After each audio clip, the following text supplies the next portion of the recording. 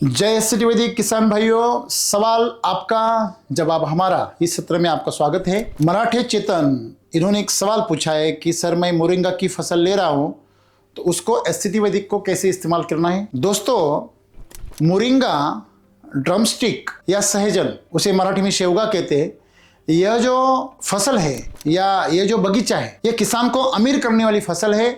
लेकिन फिर भी इसमें लोगों को इतना सक्सेस क्यों नहीं मिलता? इसकी वजह है कि मोरिंगा जो फसल है वह प्रकृति के साथ जीने वाली फसल है। वो एक औषधि वनस्पति है और जितनी भी औषधि वनस्पतियां हैं वह आप केमिकल के साथ उसको उगाने की कोशिश करोगे तो बहुत सारी प्रॉब्लम्स आएंगी। केमिकल की वजह से प्रॉब्लम आती है, उसमें वातावरण की वजह से नहीं आती है, यह हमेशा याद रखिए आप।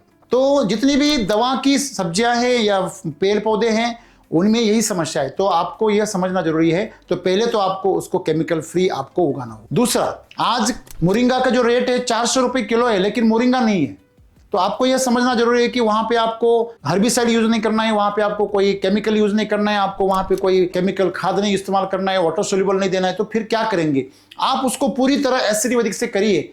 आप एसटी वैदिक के साथ अगर उसको बेसल डोज दोगे, पहला बेसल डोज जो आएगा तो कृषि अमृत आएगा, उसके साथ में RNPH, ये 3-3 किलो का 1 एकड़ में 12 किलो पाउडर आएगा, और फिर सम्राट शक्ति मिराकल ह्यूमस गोल्ड, इसके 2-2-1-1 इस प्रकार से बैग आएंगे।